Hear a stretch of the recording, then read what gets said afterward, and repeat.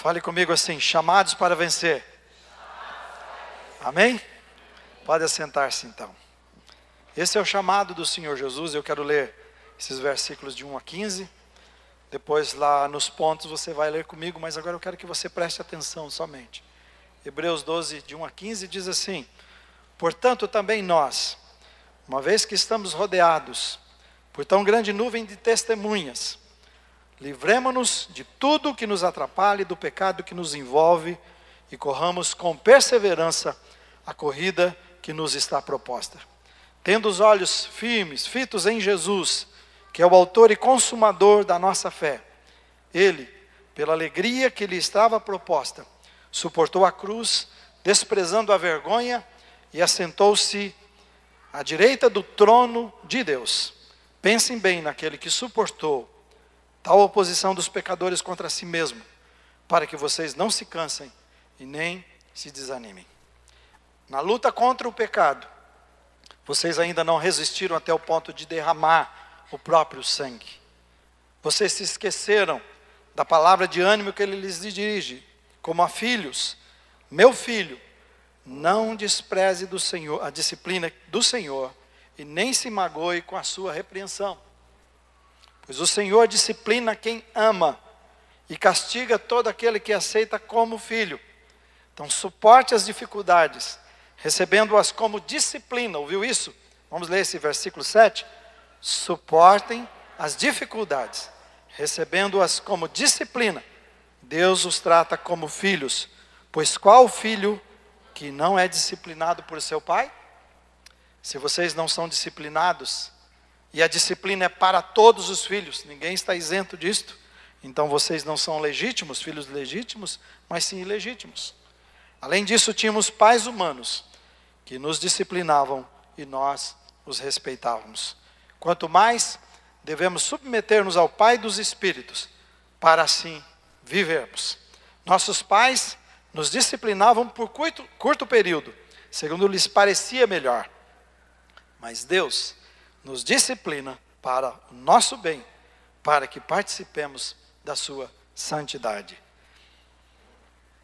Nenhuma disciplina parece ser motivo de alegria no momento, mas sim de tristeza. Mais tarde, porém, produz fruto de justiça e paz para aqueles que por ela foram exercitados. Portanto, fortaleçam as mãos enfraquecidas e os joelhos vacilantes. Façam caminhos retos para os seus pés, para que o manco não se desvie, mas antes seja curado. Esforcem-se para viver em paz com todos e para serem santos. Sem a santidade, ninguém verá o Senhor. Cuidem que ninguém se exclua da graça de Deus, que nenhuma raiz de amargura brote e cause perturbação, contaminando a muitos. Que a palavra do Senhor encontre lugar no seu coração nesta noite. Amém? Que todo o seu ser, toda a sua atenção fique voltada para o Senhor Jesus. Você possa ouvir a sua voz mesmo. Quando está dizendo grande nuvem de testemunhas, está dizendo dos homens e mulheres que são mencionados lá no capítulo 11, que são heróis da fé, que eu vou pedir que você leia na sua casa. Vai fazer muito sentido quando você chegar na sua casa, leia o capítulo 11. E eu fiz questão de anotar, nesse capítulo 11, quantas vezes foi registrado sob nomes de pessoas ou de situações, que o capítulo é chamado dos heróis da fé. Então está falando sobre fé, não tem nenhum capítulo que fale completamente como ele faz. Ele é exaustivo sobre a fé e citando esses exemplos. E eu encontrei 27, ou pessoas ou citações, falando dessa fé extrema, por isso chamados de heróis da fé. E eu vi dividido, pelo menos lá em duas situações, desta forma que eu estou classificando, que é primeiro, aqueles que são os nossos conhecidos. Olha a lista dos nossos conhecidos, né? É uma lista grande de pessoas, são 17 pelo menos conhecidos, você tem o nome de cada um. Você já estudou a história deles, você leu sobre eles, aprendeu na infância. E aí ele mostra, Abraão é o pai da fé. Ele é o pai. Mas todos esses homens viveram experiências especiais com Deus. Mas aí tem aqueles outros que são mencionados, na grande maioria, ali deles, que eu estou chamando de os anônimos. Parece que só tem um ou outro lá, mas a grande maioria são anônimos ali. E esses anônimos está dizendo o quê? Torturados, açoitados, zombados, acorrentados, levados presos, apedrejados, cerrados ao meio, mortos pela espada, errantes, pessoas que viviam fugitivos pelo deserto e sofreram todo tipo de aflição, porque se eles quisessem sobreviver, tinham que estar lá. Então, os conhecidos, os que são conhecidos não pelo nome, mas pela história, por isso que eu quero que você leia, homens e mulheres de fé. E aí o capítulo 12, quando eu olho dessa forma, eu vejo que ele culmina com o maior de todos eles, um dos maiores heróis, que é o autor e consumador, que a Bíblia diz que é o autor e consumador da fé. Quando diz autor, está dizendo que é o alfa e o ômega, aquele que inicia a primeira e a última palavra do alfabeto grego. Então, é o primeiro, aquele que a fé começa nele, tudo começa nele e tudo termina em Jesus. Então a nossa fé inicia nele, termina nele. E é por isso que nós diz lá, para nós ficarmos com os nossos olhos fixos em Jesus. Agora, irmãos, por que é que essas testemunhas foram registrados na palavra do Senhor Jesus? O que a vida deles tem para ensinar para você e eu nesta noite? Você vai ver que sempre eu pego algumas coisas. Então vou pegar uma parte no início, depois uma parte mais no final. Mas é tão rico o texto, então tem muitas verdades para nós tirarmos. Mas eu vou falar, como sempre, pelo menos 3 delas. Primeiramente, quando eu olho para isso aqui, eu vejo o seguinte: os heróis, esses heróis da fé, nos garantem que podemos ir além em nossa fé. Vamos falar juntos? Porque é isso que eles fizeram. Há um pensamento que diz assim, que o maior inimigo do excelente é o bom. Você ouviu isso? Por que que ele é? Porque o bom diz assim, tá bom assim. É isso que o bom faz. O bom está conformado com a sua situação. O bom, ele estabelece um limite, onde ele está e da forma que está, e diz assim, eu não preciso, como eu também não tenho como ser melhor do que isto. Esse é o problema. Mas os heróis da fé, quando você olha para eles, e o problema da nossa vida espiritual é isso. Os heróis da fé são homens comprometidos não com o bom, não com o mais ou menos. Eles são comprometidos com a vida espiritual excelente. E nessa hora eu estava pensando nas pessoas que se batizaram semana passada. Que coisa maravilhosa, que bonito os seus testemunhos. Por isso que a Bíblia fala para voltar para o primeiro amor, porque esse primeiro amor, ele é contagiante demais no nosso coração. Mas se pede para voltar para o primeiro amor, é porque nós perdemos o primeiro amor. Porque nós chegamos a um ponto na nossa vida espiritual, de viver esse bom, esse mediano. E esses são homens e mulheres que não se conformavam com isto. E eu quero que você leia comigo parte desse versículo. Vamos ler juntos aqui, vamos lá? Portanto, também nós, uma vez que estamos rodeados por tão grande nuvem de testemunhas. Nuvem de testemunhas, ele diz assim, tão grande número de testemunhas. Quando ele está falando de testemunhas, ele está dizendo assim, de pessoas que, não são pessoas que ouviram uma história sobre a fé. Não são pessoas que contam a história de mais alguém sobre o que é viver uma vida de fé. Testemunhas estão dizendo assim, são pessoas que experimentaram um nível superior da fé. Um nível superior de espiritualidade. São esses homens que foi dito lá que foram cerrados ao meio, que você tem. Homens que viveram, homens e mulheres que viveram errantes. Homens e mulheres que foram torturados. Ele está dizendo, isso sim eram homens e mulheres de fé que viveram não com o bom, mas com a vida espiritual excelente. Homens que quando você lê o capítulo 11, diz assim, que Deus não se envergonhava de ser chamado de seu Deus. E o que me apavorou o coração foi o seguinte, que pode ser que você ou eu, digamos, eu sou de Deus, ele diz, não fala isso, eu tenho vergonha disto.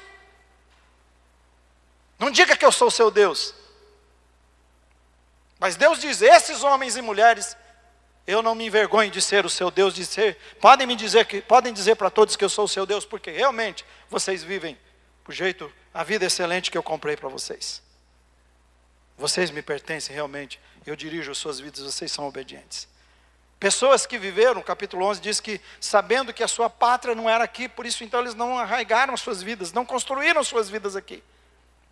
Eles viveram, fizeram aquilo que Deus deu nas suas mãos, foram obedientes e fiéis àquilo que Deus deu nas suas mãos, mas as suas vidas eram construídas e eles viviam em tendas, porque sabia, a qualquer momento eu derrubo isso aqui e vou, em geral era assim, com o povo de Deus. Você e eu, você tem sua casa, seu apartamento, nós estamos construindo, mas viva como se fosse uma tenda, que a qualquer momento você vai fechar, guardar na mala e vamos para a nova pátria, onde nós realmente pertencemos, de onde nós vimos. É isso que está dizendo. Pessoas que viveram uma vida assim, superior, porque eles sabiam, essa não é a minha pátria, aqui não é o meu lugar. Mas Satanás quer que você creia que é. Pessoas que, como Moisés, quando está dizendo lá, diz que ele preferiu ser maltratado, ele deixou de ser príncipe. Mas ele preferiu ser maltratado como um dos escravos. Porque ele preferiu abrir mão de desfrutar os prazeres que eram passageiros, de ser o príncipe, para ser um escravo, porque ele sabia que tudo que ele ia passar, mas ele tinha um reino superior, ele tinha um reino de Deus e um Deus superior que estava acima de todas as coisas. Lá ainda diz que maioria dessas pessoas não receberam tudo aquilo que foi prometido a elas. Não receberam. Por isso são homens e mulheres de fé. Aí quando nós oramos e Deus não dá as coisas, nós ficamos chateados com Ele. Aí nós mudamos de igreja, vamos naquela uma que diz, não, eu já dei, então agora o senhor vai fazer o negócio acontecer. Como assim? Deus não fez acontecer na maioria das coisas. Só fez acontecer o que Ele queria. Abraão morreu tendo um filho, e Ele diz, você vai ser uma grande nação. Mas ele tinha um filho que ainda ele pediu, sacrifica ele. E diz que ele morreu saudando de longe, sabendo que ia ser como a areia do mar e as estrelas do céu, mas ele só tinha um filho e nada mais. Toda a promessa dada a ele, ele não viu. Ele só viu pela fé. Por isso são homens e mulheres. E tem 11:38 diz assim, o mundo não era digno deles. Não era digno deles. Que coisa séria.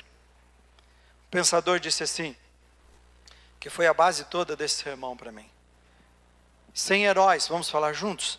Sem heróis, somos todos pessoas comuns que não sabem até onde pode ir. E o que me vem à mente foi essas pessoas que estabeleceram novas marcas.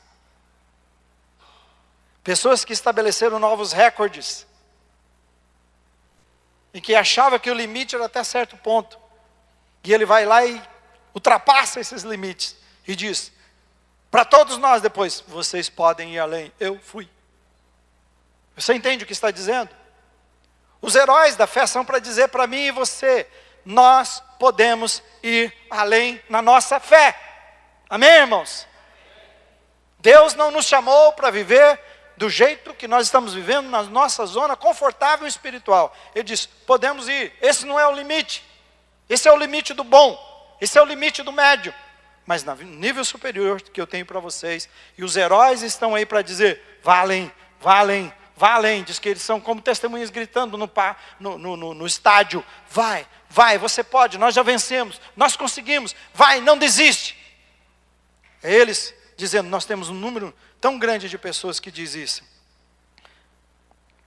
Eles não contentaram com uma vida mediana. Eles não se contentaram em ser apenas mais um. Não era assim com eles. Eles não deixaram, eles não se contentavam em deixar que a vida acontecesse. Parece que em quase tudo nós pegamos o controle. Quando é na vida espiritual, nós achamos que fazer uma oração para Deus e soltar o barco sem obediência, sem intimidade com Ele, e achamos que é só soltar e Deus vai fazer o negócio acontecer. Ninguém vai chegar num lugar de resultado espiritual, de sucesso na sua vida, e entenda o que eu quero dizer com sucesso, que é uma vida que alegra, que agrada a Deus, e seja em qualquer área, dizendo, nossa, de repente eu cheguei aqui, nem sabia. Não vai ter, irmão. Vai ter muito suor, vai ter muita oração, muito jejum, muito joelho no chão, muito sofrimento se nós queremos chegar lá. Eles entendiam, nós estamos numa corrida espiritual. Eles entendiam isso. e eles viviam a sua vida em função dessa corrida espiritual. Eu resumo esse ponto dizendo o seguinte: nós fomos chamados e transformados pelo poder de Deus para vivermos uma vida nova e profunda. É para isso o nosso chamado. Para vivermos uma vida nova e profunda, nós precisamos e podemos ir além de onde está a nossa fé hoje. Amém, irmãos? Fomos chamados para ir além. E Deus espera isso da sua vida. Segundo, os heróis da fé também nos garantem, e eu quero que você fale comigo, que não precisamos viver uma vida de altos e baixos. Vamos falar? Não precisamos viver uma vida de altos e baixos. Ele quer que a gente vá além, mas eu estou pensando aqui na vida estável. Uma vida assim é aquela vida que você encontra, aquela pessoa que você encontra e sempre vou dar um tempo. Ele sempre está dando um tempo. E eu tenho dito, não tem tempo na vida espiritual. Se você estiver dando um tempo, quer dizendo, eu agora vou me consagrar em jejum, em oração, vou dedicar a Deus, vou me separar para Ele, você está dando um tempo. Mas se nós não fizermos isso, nós estamos dando um tempo para Satanás bagunçar e brincar com a nossa vida. Uma vida assim é uma pessoa que se empolga rapidamente, mas logo o fogo se apaga do coração. Quem vive assim está tão consciente das suas fraquezas, mas não tem consciência do poder de Deus, do que Deus pode fazer na vida. E é a nossa intimidade, a nossa leitura, a nossa meditação que vai fazer a gente entender as promessas de Deus e confiar nas promessas de Deus e ficar prontos quando Ele diz, olha, fica preparado para você não cair. Para você, mantenha-se forte para os dias difíceis. Essa é a questão de viver uma vida de fé, uma vida profunda em Deus, que agrada a Deus. Quem vive assim, acha que é normal para um cristão. Esse jeito que eu estou vivendo, quem crê desse jeito, de que a vida é de altos e baixos mesmo, espiritual, então está normal o jeito que eu estou vivendo, a minha vida é boa. E não é assim. Leia comigo esse versículo, e agora nós vamos dar ênfase no que está amarelo, mas vamos ler todo. Vamos lá? Portanto, também nós, uma vez que estamos rodeados por tão grande nuvem de testemunhas, agora, livremo-nos de tudo o que nos atrapalha e do pecado que nos envolve e corramos com perseverança a corrida que nos está proposta. Na verdade, eu não posso escolher a corrida. O dia que eu recebi Jesus na minha vida, eu entrei numa corrida. A modalidade é de Deus. Ele definiu o que você vai fazer. O projeto dele, as provas são dele. Nós só temos que andar. É correr essa corrida, que já está traçada por ele. Os heróis da fé, eles entenderam que estavam numa corrida espiritual, que eles estavam numa batalha espiritual e não num parque de diversão. Você entende isto? Porque parece que alguns acham que estão vivendo a vida espiritual num parque de diversão. Por isso que Deus diz que o dia que Jesus vier, muitos estão fazendo festas, dando em casamento, recebendo e não sei o quê. E ele diz assim, é melhor onde há luto. Irmão, não tem um luto que eu não, pessoas que nunca me viram, que alguém me chame, que peça para fazer uma oração, que eu não dou uma palavra, e todos param para ouvir, cada luto eles vão ouvir assim, há uma mensagem sendo pregada aqui, a sua vida está passando, você e eu podemos ser o próximo, o que nós estamos fazendo com a nossa vida. Mas nós vivemos, e Satanás quer que a gente viva como se estivesse num parque de diversão, a vida é legal. Por isso que nesse momento, muitas pessoas que deviam estar na igreja estão em shoppings. Virou a nova igreja. Estamos no parque de diversão. Talvez o tempo que você deveria de ter com Deus, você está lá, no parque de diversão. Mas nós estamos numa batalha espiritual, eles sabiam disso. Então eles nos ensinam que a nossa corrida é uma corrida para vencer. E não é uma corrida para ver quem chega primeiro, é para ver quem chega. Amém, irmãos? Eu não estou competindo, puxa, eu vou dar um jeito de passar a perna no Júnior para eu chegar primeiro. Não, graças a Deus que no reino dele não tem isso. Ele tem primeiro lugar para todo mundo, prêmio para todos. É desse jeito. Tem gente que não entende, pensa que é assim. O que Jesus quer é ter certeza que você vai chegar. Até o final ele vai dizer para você, meu servo bom e fiel, eu te faço mais que vencedor. No nome de Jesus, é isso. Você foi fiel no pouco, sobre o muito eu te colocarei, mas a corrida, ao vencedor darei. Leia Apocalipse, tudo está dizendo ao vencedor darei, não é o perdedor, é o vencedor. Eles aprenderam também nesse texto, quando você olha em amarelo, a identificar o que tornava a carreira difícil, a corrida difícil. Coisas que eles precisavam eliminar das suas vidas para correr com liberdade. Essa é a coisa de quem é consciente de que está numa batalha, que não está num parque de diversão, e que olha para a sua vida, quais são as coisas que eu estou agregando à minha vida, que se tornam um peso, ou coisas que eu tenho agregado ao longo da minha vida, que se tornaram um peso, que tira a liberdade de eu servir a Deus, e de ver a vida de vitória que Ele tem para mim. Interessante que você olha lá, que não é só pecado, são várias coisas que se tornam um peso na nossa vida. O objetivo é nós chegarmos até o fim, esse é o desejo de Deus. O objetivo é cumprir o trajeto das provas, e todas as provas, e chegar lá, diante de Deus. O objetivo aqui, ele está dizendo que correr, nossa carreira, é de permanecermos firmes, não cair, não tropeçar na nossa fé.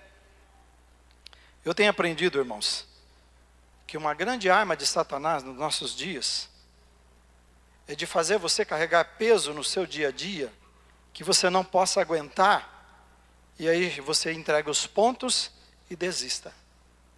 Ouça isso. Ele vai dando peso, você vai assumindo o peso, os fardos que ele dá, e aí vai ficando tão pesado que chega um momento que você não aguenta mais.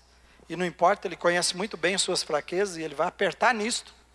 Talvez você teve uma luta muito grande para chegar aqui hoje à noite. Quem sabe você está numa luta muito grande para participar da ceia hoje. Exatamente isso, ele quer pressionar você de todo jeito, porque ele sabe onde é o seu ponto fraco. Ele nos conhece, ele estuda você. Ele tem estratégias para estudar você todos os dias. E nós estamos tão ocupados e correndo, já que a gente, se não temos tempo para intimidade com ele, leitura e meditação, que Jesus está dizendo, vinde a mim, mas nós não ouvimos ele dizer. E o vinde a mim não é para o perdido, que ainda não tem Jesus, é para o que tem Jesus que continua perdido. Perdido nos seus fardos, sobrecarregado com seus problemas, nas suas lutas. E ele diz assim, ouça, eu estou dizendo, vem a mim. E o que é ir para Jesus? Não é para Jesus para dar a vida para ele de novo. É para ir para Jesus e trocar o seu fardo pesado, ele diz, o meu fardo é leve. Mas nós preferimos pegar os nossos fardos, fazer do nosso jeito, agir do nosso jeito, e não andar do jeito de Jesus. E o fardo de Jesus, eu estava pensando em alguns. O fardo de Jesus é meditar na palavra, é ler e meditar. O fardo de Jesus é orar, como nós fizemos hoje de manhã. O fardo de Jesus é jejuar, é servir em ministério, que é servir uns aos outros. O fardo de Jesus é vir à igreja como você veio hoje, ir a um grupo. O fardo de Jesus é contribuir. O fardo de Jesus é obedecer, o fardo de Jesus é testemunhar. Só que esse fardo, diz, é leve, porque ele é o primeiro que pega tudo isto. É no poder dele que nós fazemos essas coisas. Então essas coisas têm meios de graça, são meios de graça que nos tornam fortes e invencíveis diante da vida. Aí nós não tropeçamos e não caímos.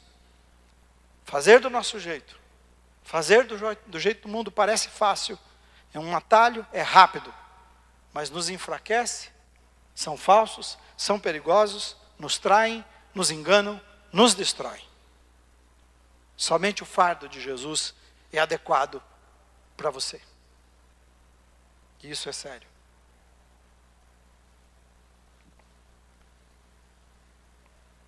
Nós não fomos conquistados por Jesus para viver uma vida espiritual de altos e baixos, irmão.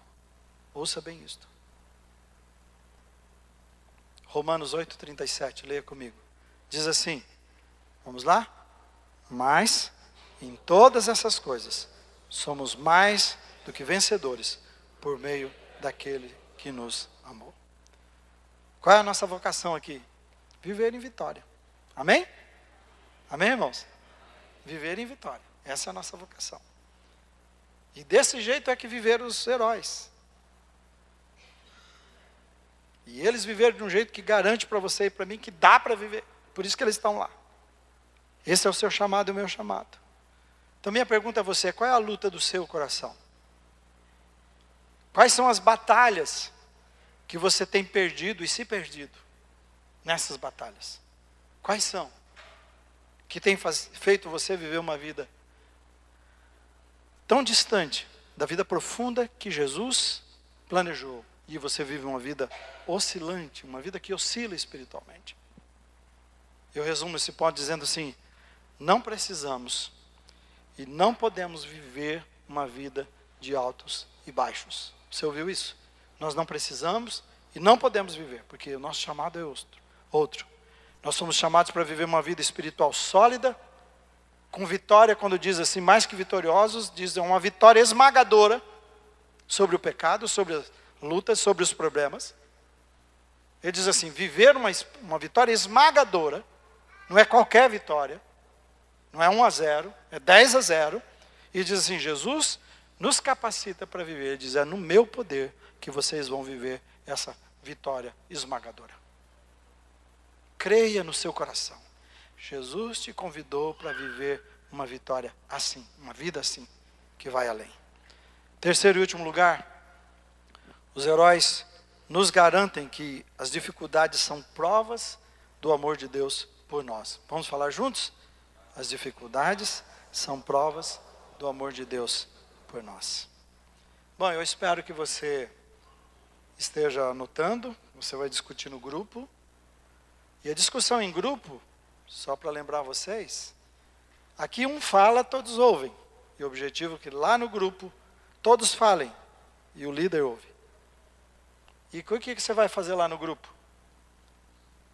A pergunta sempre é a mesma. Então não tem nem de jeito de você dizer que não sabe a pergunta.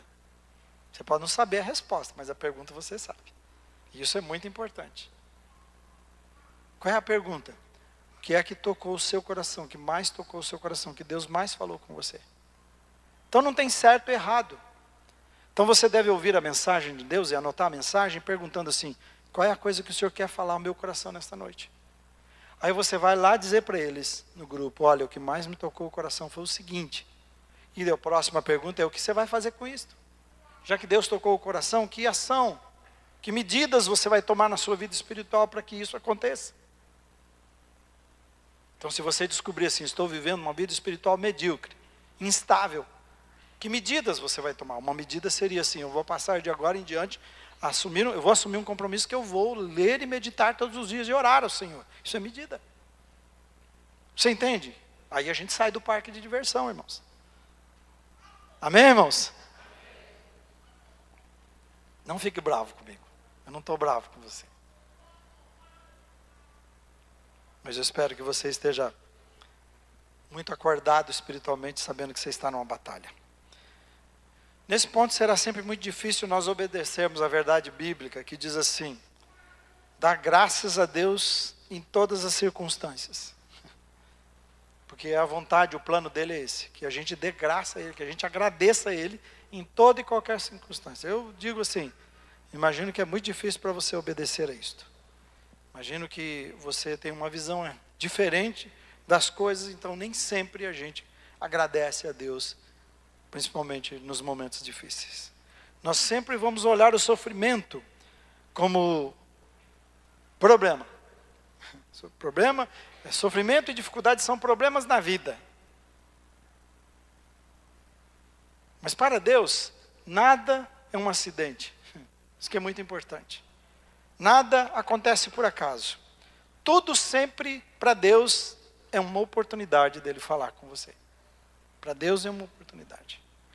Veja comigo.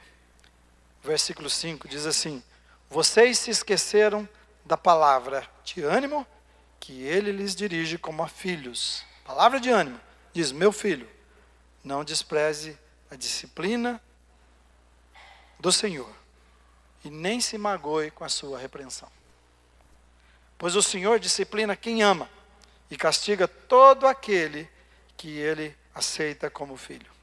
Ele diz assim, suporte as dificuldades, recebendo-as como disciplina, Deus os trata como filhos. Pois qual filho que não é disciplinado por seu pai? Deus nos disciplina. Diz que ele nos disciplina numa relação de pai e filho, não de um Deus irado, intransigente.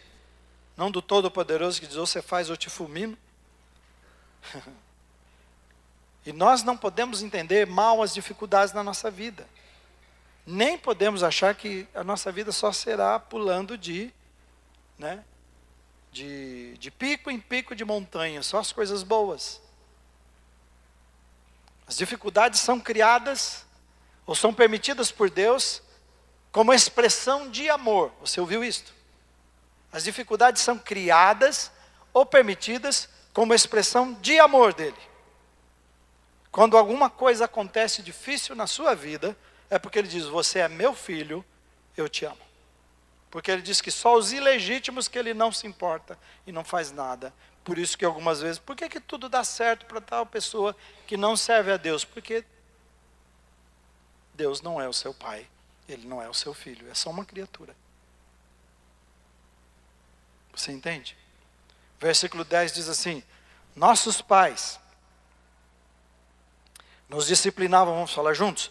Nossos pais nos disciplinavam por curto período, segundo lhes parecia melhor. Mas Deus nos disciplina para o nosso bem, para que participemos da sua santidade. Nenhuma disciplina, vamos lá, parece ser motivo de alegria no momento, mas sim de mais tarde, porém, produz fruto de justiça e paz para aqueles que por ela foram exercitados. Interessante isso. Então as dificuldades são uma oportunidade de Deus, porque Deus está disciplinando você e a mim para o bem. É isso que Ele faz. No momento da disciplina não é legal. Quem é que gosta? Eu não gosto. Mas Ele diz assim, que é um momento que na disciplina não é momento de eu festejar. Estou triste, está doendo demais, não consigo sorrir. Como é que a gente vai pedir para a irmã Geucira sorrir agora? Quando eu cheguei ali, ela disse: pastor, eu estou chorando algumas vezes. Eu falei: sim, irmã, é parte da vida. Mas não é um sim que não se importa, é um sim porque a vida nós vamos enfrentar. No mundo tereis as aflições. Então tem momento que é momento de sorrir, mas tem momento que é momento de chorar. Mas não podemos esquecer, Deus tem um plano especial com cada coisa na sua vida, na minha vida. Não é acidente. Seu plano é: eu quero que você seja participante da minha santidade. É isso que Ele diz. Eu quero produzir em você frutos de justiça, frutos de paz. É isso que Ele deseja. Santidade de Deus é resgatar a natureza que nós perdemos, natureza de Deus. E a natureza de Deus em nós é que faz a gente amar, pensar e agir e desejar as coisas especiais. É a natureza de Deus recriada que faz a gente ser parecido com Jesus e desejar ser parecido com Jesus cada vez mais. Isso. Ele quer santidade na sua vida. Ele quer que você seja parecido com seu filho. Irmão, pare de olhar os problemas da sua vida como um problema. Em nome de Jesus, que Ele te ajude. E o que eu estou dizendo não é fácil. Eu sei que tem situações que eu enfrentei e vou enfrentar que não vai dar para, que vai ser muito duro eu fazer o que eu estou falando para vocês. Mas no poder de Jesus, Ele está dizendo: abra os seus olhos espirituais e veja que é uma oportunidade que eu estou dando para trabalhar na sua vida e tornar a sua vida eterna e melhor do que ela tem sido. Então eu termino esse último ponto dizendo assim: as dificuldades não são problemas para nós escaparmos e fugirmos deles. São oportunidade de Deus para nós aproveitarmos, não fugir, mas aproveitar. Para conhecer o seu plano, conhecer a sua santidade, conhecer quem Ele é. É por isso que as dificuldades vêm na nossa vida. Então você está enfrentando dificuldade agora? Complicado demais está a sua vida? Você acha que chegou num ponto que não tem saída? No céu continua tudo normal. Nas mãos de Deus, tudo continua bem. Deus pode todas as coisas. Ele é Deus dos impossíveis. Amém? Ele pode mudar qualquer coisa na sua vida. Fique em pé e vamos rever então. Vamos falar juntos.